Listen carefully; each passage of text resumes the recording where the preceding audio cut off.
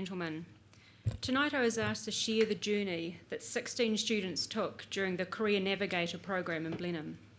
I'd like to acknowledge the wider support of my team, my manager Calvin Watt, colleague Tania Smith, the colleges, mentors, the Graham Dingle Foundation, local sponsors, trustees and Blenheim community. Long before I was on the scene, Calvin was involved with talks in the region regarding a labour and skills shortage, which inspired him to get Career Navigator off the ground, with one of the main reasons being to reduce the disconnect between students and the local businesses. For those of you who don't know much about Blenheim, it's pretty small, has a population of about 32,000 people. There are no traffic lights, lots of roundabouts. The most famous one has the main trunk line running right through it. The main industries are wine, aquaculture and construction. You see, being a part-time occupational therapist 4 days a week, working in vocational rehab, is that all of a sudden the same issues come to the fore. I was having conversations with employers regarding a soft skills shortage, a disconnect in communication in their staff teams, and the other issue was how do we create a more sustainable and invested workforce. So when funding came through, we had 12 local business mentors on board ready to go. They ranged in age and brought with them an amazing skill set, soft personalities, and were all very well connected. We had one mentor supply vans for transport, others provided boardrooms to help with facilitating our workshops.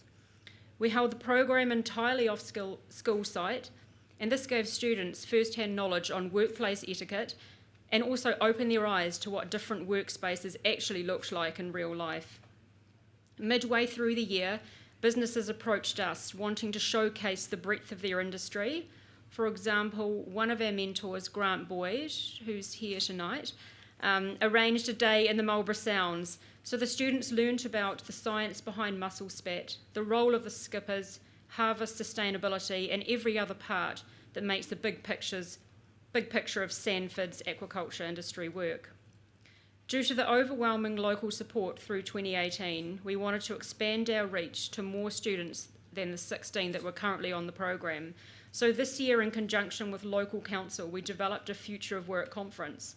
The purpose was to strengthen and develop local talent and recognise Marlborough's industry and connect the two. We opened the conference up to all Year 12 and 13 students in Marlborough. 140 students attended on the day. Keynote speakers were brought into town, workshops showcasing local industry and providing real work skills were flavour of the day. Lunchtime saw local businesses interact and get amongst it and directly connect with students. I think we had over 55 businesses volunteer their time. Most want to return and bring a friend. Needless to say, we're planning 2020 conference now. So reflecting upon some of the outcomes with Career Navigator I've seen, students obtain jobs, students discover they now have the confidence to door knock and cold call, students acknowledge that Blenheim, although thought small and boring, packs a punch and has a unique community connection where employers value a keen attitude and will afford students career opportunities. You've just got to be keen. And last but not least, I've seen very real relationships form and grow between students and their mentors, knowing they can shoulder tap their mentors as colleagues as they enter a common space in the workforce. And as for me, hovering in the background, trying to drive a van full of students around low roundabouts, I'd say it's given me the belief that a mentoring program does and will continue to make this massive difference. Simply put, this stuff helps lives. Thank you.